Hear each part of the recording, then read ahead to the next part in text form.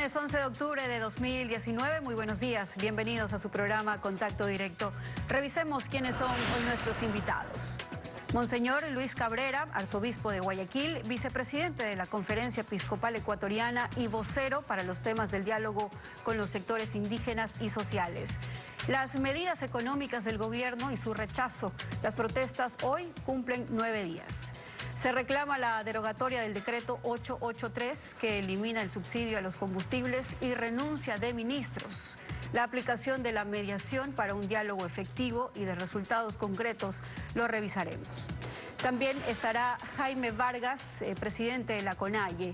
Pedidos de la dirigencia indígena para entrar en el proceso de diálogo del gobierno, que ofrece de entrada un plan de compensación directa para el sector indígena, sistemas de riego, reestructuración de deudas, financiamiento agrícola, condonación de multas, maquinarias, centros de acopio, entre otros.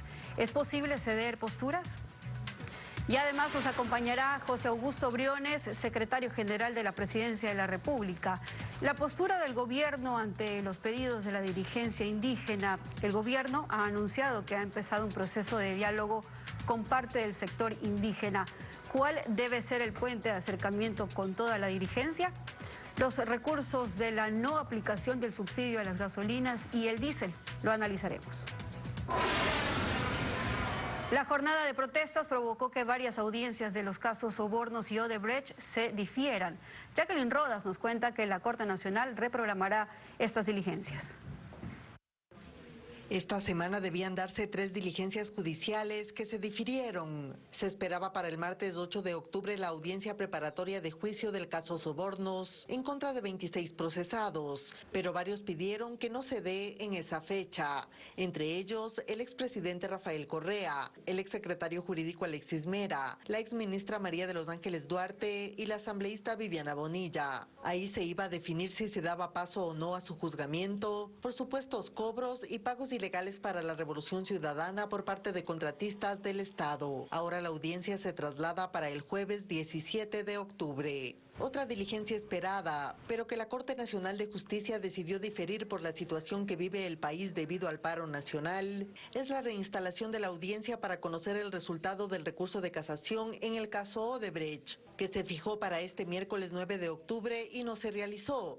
Los jueces aún no han fijado nueva fecha. En esa diligencia se debía conocer si se ratifica o cambia la sentencia de 6 años de prisión que pesa en contra del ex vicepresidente de la República Jorge Glass, su tío Ricardo Rivera y otros procesados por el delito de asociación ilícita. Este jueves también se suspendió una audiencia. A las 4 de la tarde estaban convocados varios procesados del caso Sobornos para resolver la apelación a la prisión preventiva, recurso que presentaron Rafael Correa, Jorge Glass, Vinicio Alvarado, entre otros. Hasta el momento no se ha reprogramado. La Corte indicó que únicamente receptará acciones de habeas corpus, recurso que permite la liberación de detenidos.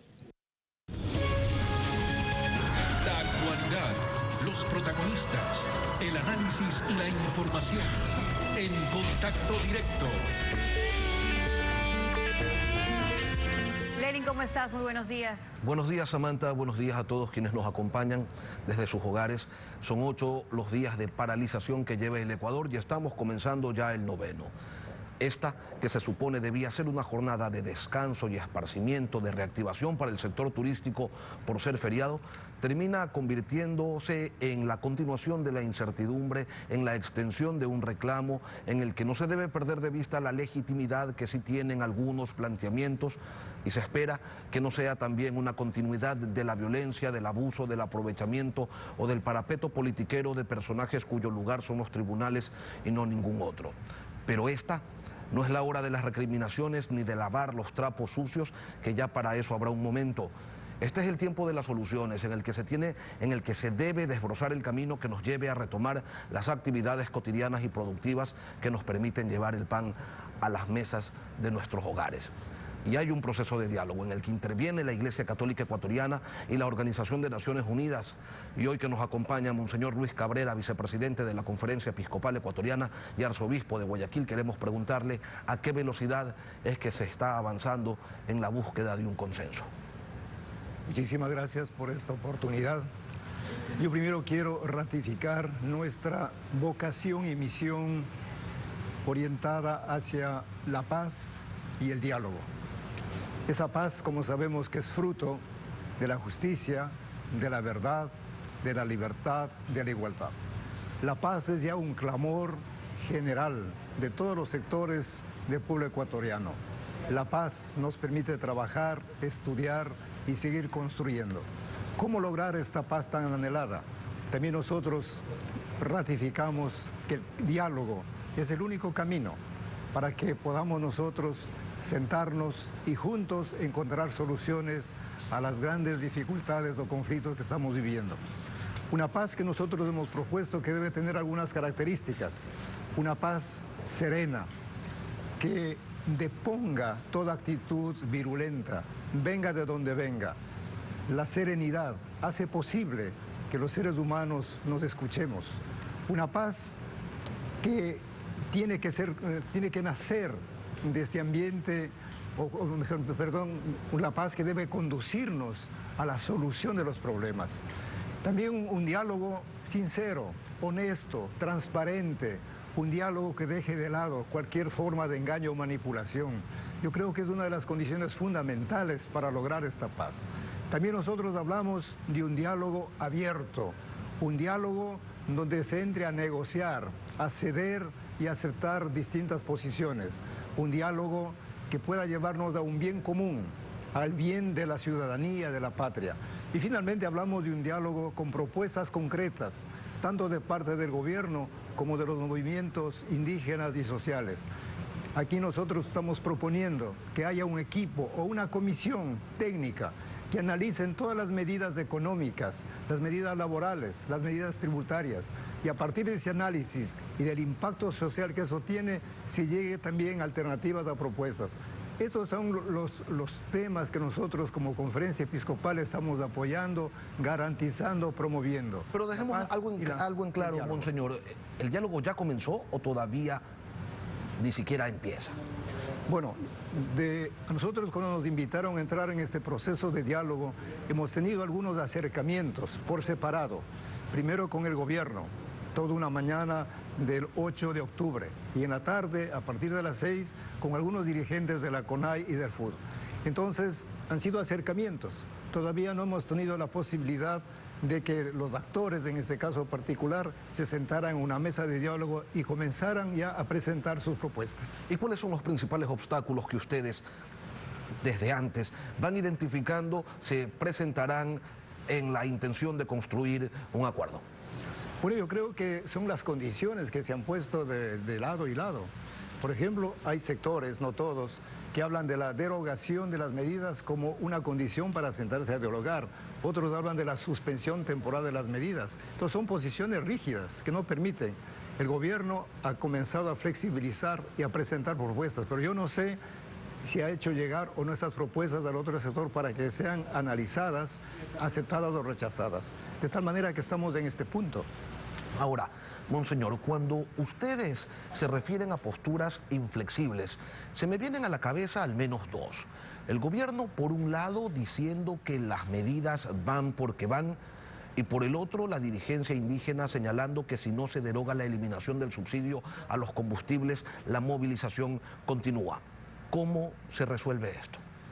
Por eso yo decía, quizás la presencia de un equipo, de una comisión integrada por ambos sectores, o quizás hasta independiente, imparcial, y aquí hay muchas organizaciones sociales, hay la academia, las universidades, están prestos, por ejemplo, para asumir el papel de mediadores. Entonces serían ellos los que, recogiendo, acogiendo todas las propuestas de un lado al otro, puedan elaborar una agenda común. Yo creo que ese sería el camino, porque mientras cada uno se sienta, de las partes en este caso, pues radicalizados en sus posturas, para mí personalmente lo veo de una manera muy difícil, casi imposible que se dé ese diálogo. Ahora, Monseñor, a la intransigencia, a la firmeza, a la tosudez, escoja usted el adjetivo, de las posturas que mantienen las partes en conflicto, hay que añadir un elemento que resulta fundamental. Se trata del anclaje de los planteamientos que se encuentra ubicado en el ámbito de la política y no en el ámbito de la técnica. Desde la política se sabe, cualquier trocha se puede constituir en autopista de demagogias e intereses particulares, vengan del lado que vengan. Y parecería que hace falta un análisis pormenorizado y efectivo del impacto de las medidas en la población, así como de las compensaciones reales que podrían contribuir a sobrellevar el impacto de las decisiones gubernamentales. ¿Usted está de acuerdo con esto, con que sean técnicos quienes participen en el análisis y no únicamente personas que vengan a escuchar posturas políticas de cualquiera de los dos lados?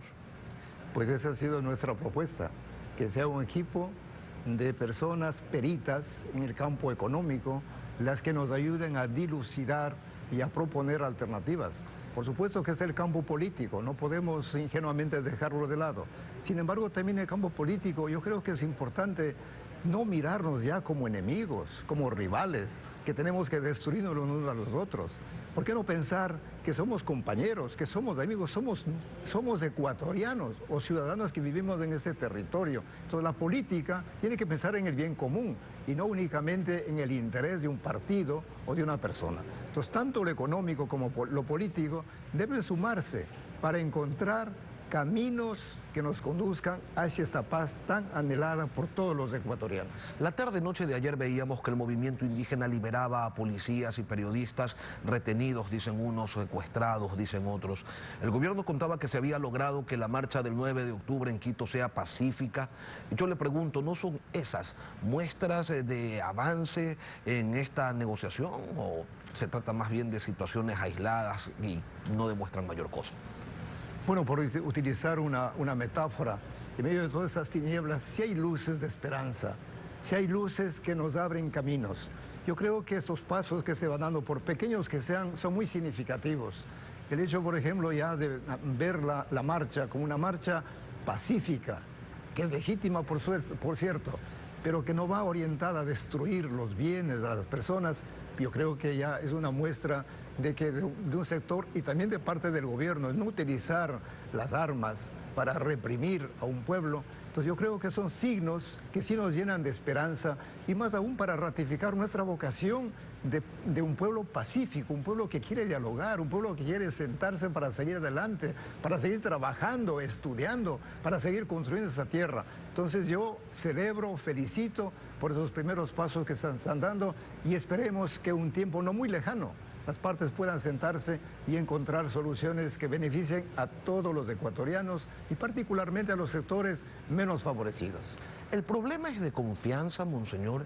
Se lo pregunto porque el gobierno habla de medidas efectivas en favor de los más pobres del país, pero los más pobres siguen esperando a que este mismo gobierno cumpla con sus promesas de vivienda y empleo, y si alguien conoce de incumplimientos del poder constituido pese a su extraordinaria capacidad de movilización, son los pueblos indígenas de este país. Sí, yo comparto plenamente con usted. Hay que recuperar la confianza. Yo creo que es necesario que realmente sean mesas de diálogo, donde se puedan escuchar las partes, se puedan acoger las propuestas y que no sean mesas únicamente informativas para indicar las decisiones que han tomado y a lo mejor de una forma arbitraria, prepotente. Entonces esa situación tenemos que superarla. Que sean mesas, repito, como tienen que ser, de diálogo, donde las propuestas de las distintas posiciones sean acogidas, sean respetadas, que se vean integradas. Entonces hay que recuperar la confianza, porque si hasta ahora a lo mejor todo lo que los pueblos indígenas, los sectores sociales han dicho y no han pasado a ser parte de las propuestas, lógicamente un pueblo que se ve burlado, un pueblo que se ve defraudado, decepcionado. Entonces hay que recuperar la confianza, yo creo que es fundamental para continuar en este proceso de diálogo hacia la paz. Confianza, y permítame retomar este punto, dejar de lado las posturas extremas, ¿no? No puede ser que uno de los actores que tiene que intervenir fundamentalmente en este diálogo, que es el gobierno, diga las medidas van porque van y discutimos cualquier otra cosa, pero tampoco es admisible que el movimiento indígena diga, ah no, a mí me dan la cabeza de 2 ministros, me derogan las medidas y además se me hacen responsables por los 3 muertos y entonces allí vienen a donde yo estoy y conversamos acá, o sea, hay que bajar un poco las aguas, ¿no? Así es. Yo utilizo una expresión, tenemos que desarmar el corazón, desarmar del miedo, desarmar de los prejuicios, desarmarlo del odio, del rencor, de todo ese malestar que está ahí. Pero también tenemos que desarmar las manos, abandonar las piedras, los palos, también abandonar las bombas, abandonar las metralletas para no destruirnos mutuamente. Entonces, un pueblo desarmado, un pueblo serenado, un pueblo pacificado, yo creo que es más fácil también sentarnos y decir, señores, vamos a tratar esos temas con altura, con profundidad, de tal manera que beneficie absolutamente a todos los ecuatorianos. Las pérdidas económicas, monseñor, todos los días hay producción que se está generando y que no puede ser exportada, que no puede ser llevada a los mercados, mercados desabastecidos, actividades económicas interrumpidas y se pierde, y ya sabemos, y usted conoce perfectamente, que uno de los problemas principales es el empleo y las pocas personas que lo tienen no pueden desarrollar sus actividades con normalidad. ¿Qué más hay que hacer, monseñor? Y permítame insistirle permítame insistir en la búsqueda de una respuesta, porque ya la situación se está convirtiendo en desesperante y vemos un país en conflicto y nadie quiere ceder. Bueno, de hecho, esas manifestaciones, como había manifestado, afectan absolutamente a todos. Pero también hay que reconocer que hay una apertura enorme. Por ejemplo, las universidades, he tenido la oportunidad de conversar con unas de ellas, están prestas para ofrecer su contingente. Organizaciones sociales también están dispuestos a dar lo mejor para solucionar. Entonces yo creo que aquí, más allá de buscar culpables de esa situación, es hora de que todos nos embarquemos en este camino de búsqueda sincera, profunda de soluciones. Porque, repito, como se acaba de decir, afecta a todos los sectores, a la producción, al comercio, al consumidor. Cada vez tenemos menos que consumir. Y también a los indígenas, porque ellos están en el campo produciendo, sus productos no pueden llegar hasta las ciudades y para ellos también es una pérdida. Exactamente, esa situación se vuelve ya insoportable, invivible, por utilizar una expresión. De tal manera que yo insisto en la necesidad de que todos los sectores, todos los ecuatorianos, desde distintos puntos en los que nos encontremos, tratemos de aportar con lo mejor para que esta paz sea una realidad entre nosotros y que volvamos a vivir como hermanos, afrontando los conflictos con altura, con dignidad, porque son parte de la vida. Monseñor Luis Gerardo Cabrera, arzobispo de Guayaquil, vocero de la Conferencia Episcopal Ecuatoriana, gracias por venir hoy a Contacto Directo. Gracias a ustedes. Y cuando regresemos, José Augusto Briones, secretario general de la Presidencia de la República, proceso de diálogo y los recursos de la no aplicación del subsidio a las gasolinas y el diésel. Breve pausa y volvemos.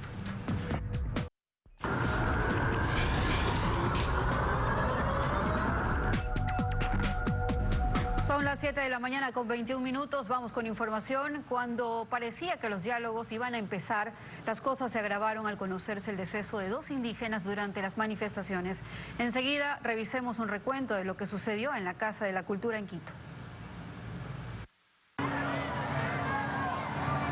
En medio de una calle de honor, los indígenas recibieron el féretro de Inocencio Tucumbi, quien falleció en las manifestaciones del miércoles.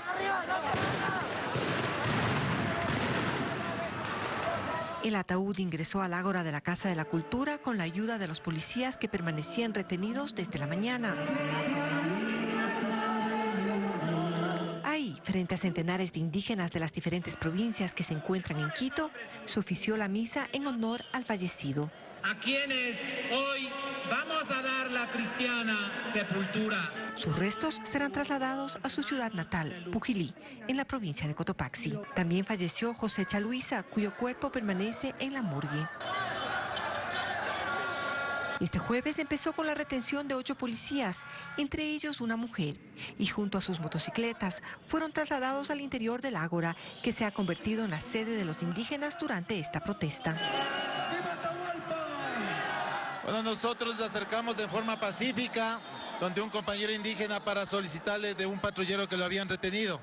Y le indicamos de que no vamos ya a actuar con violencia, de que le acompañábamos, inclusive le escoltábamos hasta este sector. Y eso es lo que hicimos. Vinimos voluntariamente escoltando a los compañeros y dando muestras de que la policía no es una policía represiva, ya la violencia tiene que acabarse. También retuvieron a 2 agentes de la unidad de inteligencia que aseguraron estaban haciendo trabajos en el sector de la Marín.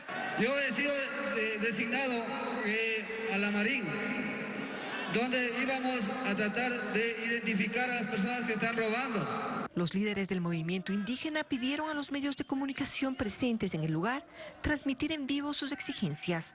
Una de estas, la salida de los ministros del Interior, María Paula Romo, y de Defensa, Osvaldo Jarrín. Renuncien, porque no son ninguna garantía ni para conversar. La única garantía de ellos es aplicar violencia. Insisten también en la derogatoria del decreto que elimina el subsidio a las gasolinas y al diésel. Si el gobierno nacional necesita tranquilidad del pueblo en el país y en el mundo, lo que necesitamos es que derogue las medidas económicas que ha adoptado este gobierno nacional. Entre ellos estuvo el presidente del Frente Unitario de Trabajadores. Los policías serán entregados al defensor del pueblo. Hay algo que no cuadra en la narrativa del gobierno que dice que no subestimó al movimiento indígena y sin embargo este tiene paralizado al país por 8 días y estamos comenzando con el 9º. ¿Qué ocurre con el diálogo? Hay posturas inflexibles de lado y lado y mientras no existan concesiones, la situación se mantiene caótica, a ratos violenta y por momentos como ayer en la Casa de la Cultura, abiertamente anárquica. José Augusto Briones, secretario general de la Presidencia de la República, bienvenido a Contacto Directo.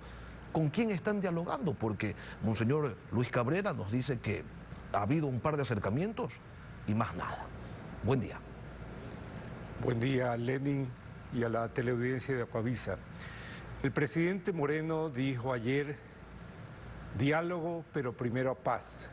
Y esa es la línea que estamos siguiendo, Lenin. Nosotros somos un gobierno que tiene que velar por el bienestar de todos los ecuatorianos. No estamos subestimando al movimiento indígena. Sin embargo, nosotros pedimos paz. Solo le doy una cifra de lo que está significando esto. El haberse tomado 9 pozos petroleros significa una pérdida de 40 millones de dólares que tenemos hasta la fecha porque se han perdido 250.000 barriles. Eso perjudica a todos los ecuatorianos. Se ha restablecido la paz y en la normalidad en el 70% de las ciudades. En el caso de Quito, el 80% de la movilidad ha sido restablecida.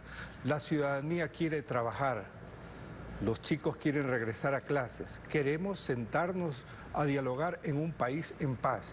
Creemos que la condición mínima es tener paz, Lenin.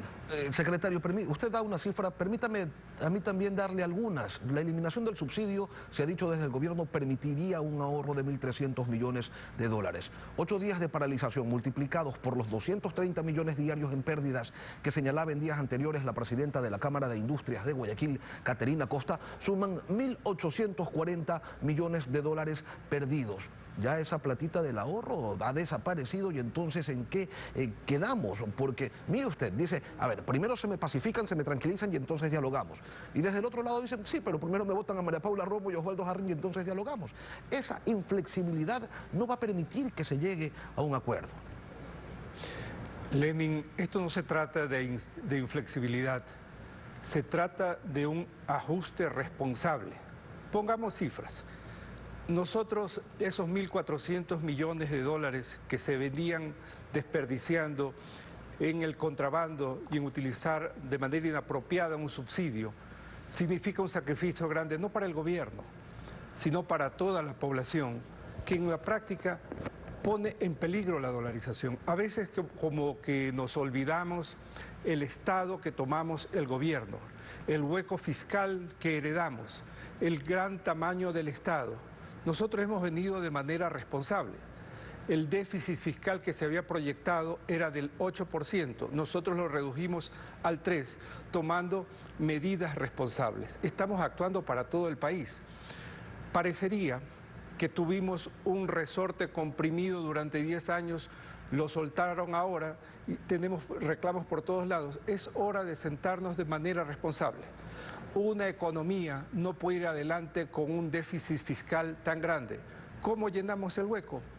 ¿De quiénes son el sacrificio? Si usted ve la propuesta de ajuste económico responsable enviado, crea un solo impuesto a los que más tienen, a las empresas que facturan más de 10 millones, tenían un impuesto que durante 3 años generaría 300 millones de dólares dedicados para educación, salud y seguridad. Hay medidas de compensación, se aumenta el subsidio, se suprime el anticipo de impuesto a la renta, se promueve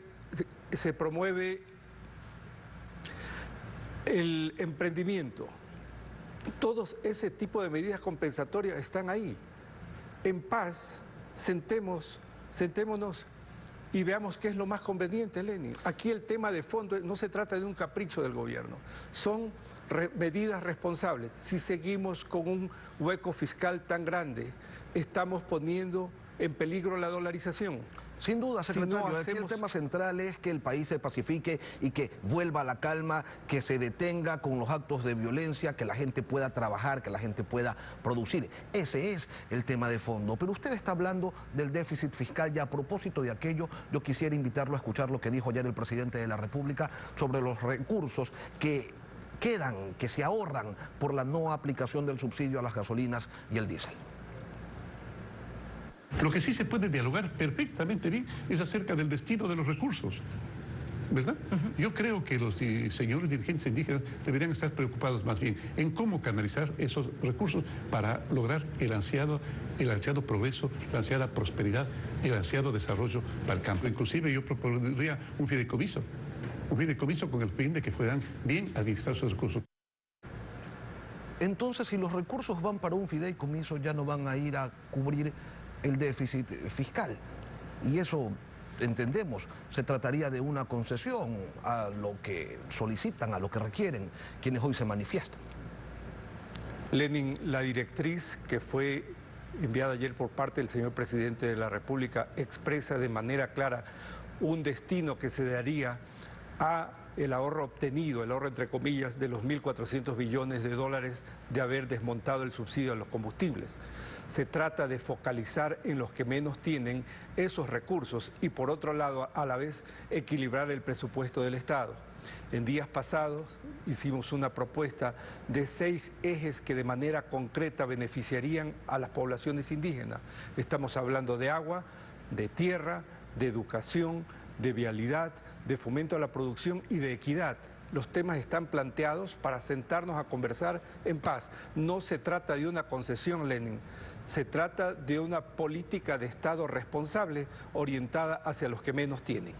¿Y por qué no se plantea también, por ejemplo, la condonación de intereses, multas y mora para los créditos agrícolas, así como se lo ha planteado en otros momentos para otros sectores productivos?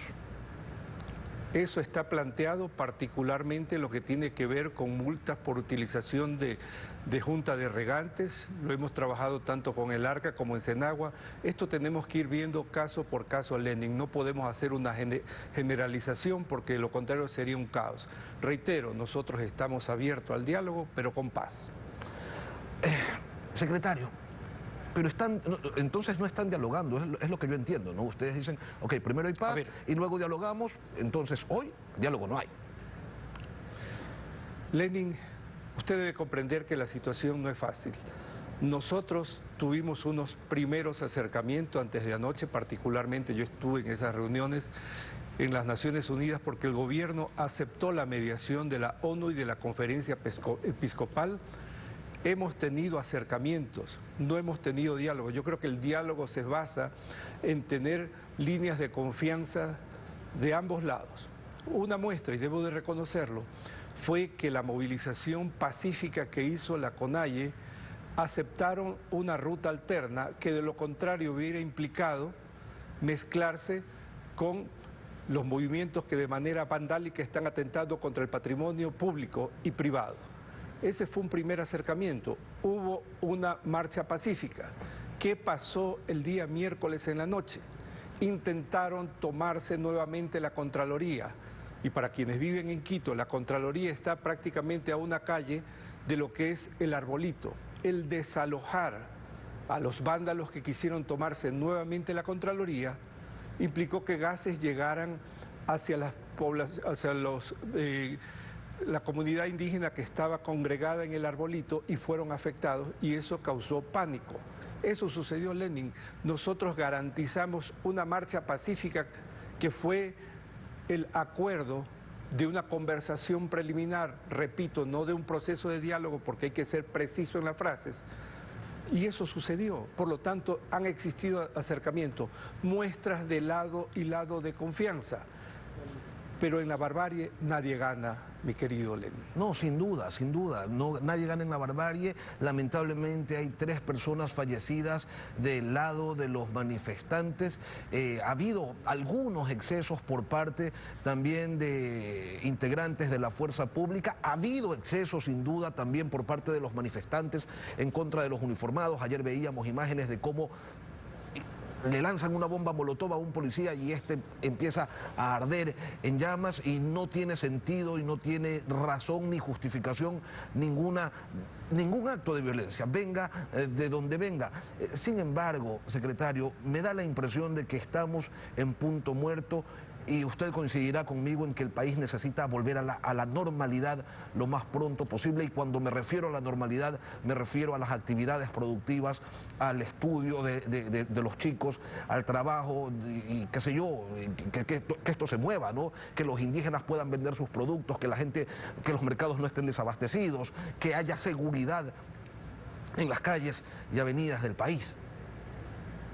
Usted ha manifestado las condiciones que la mayoría de los ecuatorianos anhelamos, mi querido Lenin.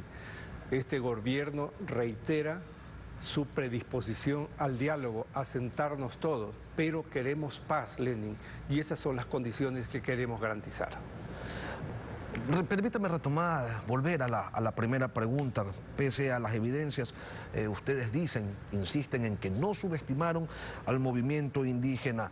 Y yo le pregunto, secretario, si van a seguir sin subestimarlo como dicen que lo han hecho hasta ahora, porque el presidente de la CONAIE, el señor Jaime Vargas, ha dicho que ellos no se mueven de Quito sencillamente hasta que no se elimine la decisión, hasta que no se dé marcha atrás en la decisión de eliminar el subsidio a la gasolina extra, Ecopaís y al diésel. Y entonces quienes viven en Quito se preocupan porque ya no quieren seguir sitiados, y quienes tienen cosas que hacer en las distintas carreteras del país y quienes vivimos acá en Guayaquil y vemos que se bloquean los puentes y que hay saqueos, ya no queremos que haya esta situación.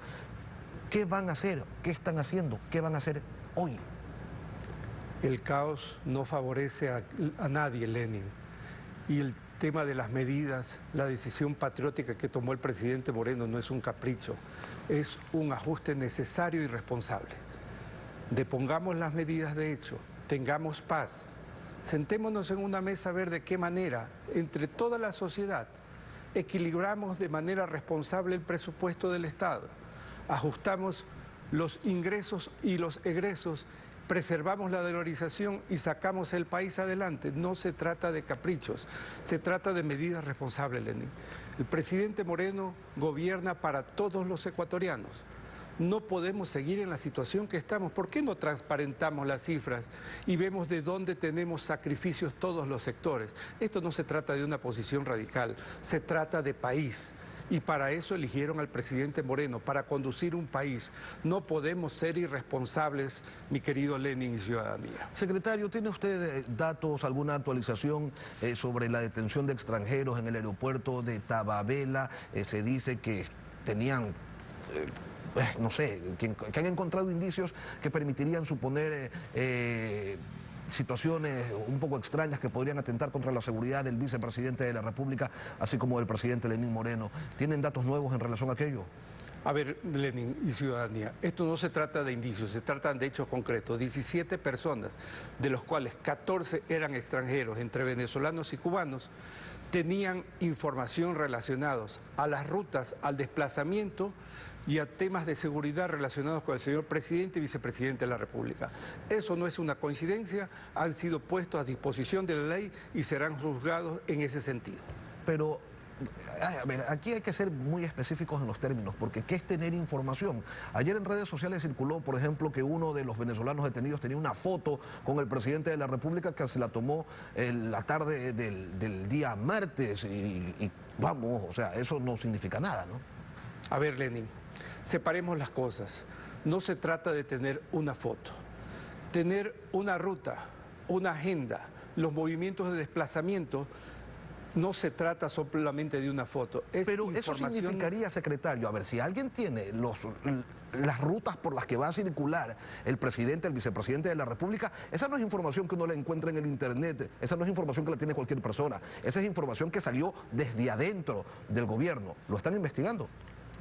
Lo estamos investigando, los detenidos están sometidos a la justicia, pero esto es información muy sensible, Lenin, no se trata solamente de una foto. Yo quiero que tengamos la dimensión. El vicepresidente de la República estaba llegando a Tababela y estas personas estaban en los alrededores, estaban en diferentes vehículos, tenían alrededor de 22 celulares y eso es prácticamente algo que fue programado. No es una situación de coincidencia ni que eran turistas que fueron a ver la llegada del señor vicepresidente. Secretario, claros de la situación. ¿Ustedes tienen conciencia de que en el gobierno todavía hay infiltrados del correísmo? En el gobierno y en toda la administración del Estado existen infiltrados y esa es una tarea que hemos estado atacando todos los días. Perfecto. Yo le quiero agradecer por su presencia, por su tiempo, al secretario general de la Administración Pública, José Augusto Briones. Gracias por venir a Contacto Directo. Gracias, Lenin, y a la teleaudiencia. Son las 7:39 y volvemos luego del corte, por supuesto.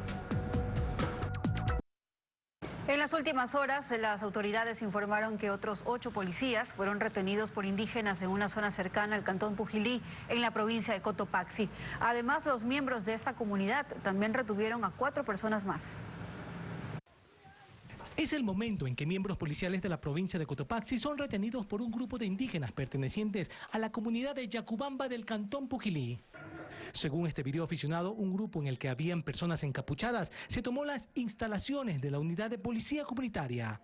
El gobernador de Cotopaxi, Jorge Miño, vía telefónica confirmó que existen 8 miembros policiales retenidos. Entraron a la UPC y se llevaron a la fuerza y hasta ahora estamos sorprendidos. Informó también que 3 militares y un civil médico fueron retenidos por este mismo grupo. Una ambulancia que pasaba más o menos por el sector de Lazo fue retenida. Esta transportaba un chofer de la milicia, un médico, 2 médicos militares y una médico civil.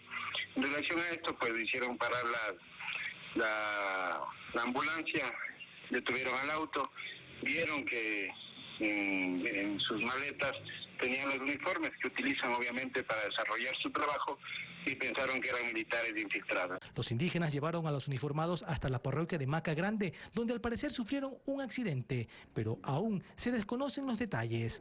Sí se reportó un accidente que pasó, pero no hay ninguna fallecida. Cerca de la medianoche de este jueves, una fuente oficial confirmó a este noticiero que las autoridades estarían negociando la liberación de 3 policías. Estaba previsto que hoy nos acompañe Jaime Vargas, presidente de la CONAIE, lo invitamos y él aceptó. Queríamos tratar con él los pedidos de la dirigencia indígena para entrar en el proceso de diálogo del gobierno. Queríamos saber qué se ofrecía de entrada, si un plan de compensación directa para el sector indígena, si eran sistemas de riego, si era reestructuración de deudas, si era financiamiento agrícola, condonación de multas, maquinaria, centros de acopio o qué más. Si era posible ceder en las posturas. Esos temas queríamos tratar con Jaime Vargas. Lamentablemente no acudió a su cita, a su compromiso. Las puertas de Coavisa, sin embargo, siempre estarán abiertas para cuando decida honrar su palabra. Samantha. Bien, de esta manera concluimos Contacto Directo. Como siempre, muchas gracias por acompañarnos. Lenny, nos vemos el próximo viernes. Que tengan todos un buen fin de semana.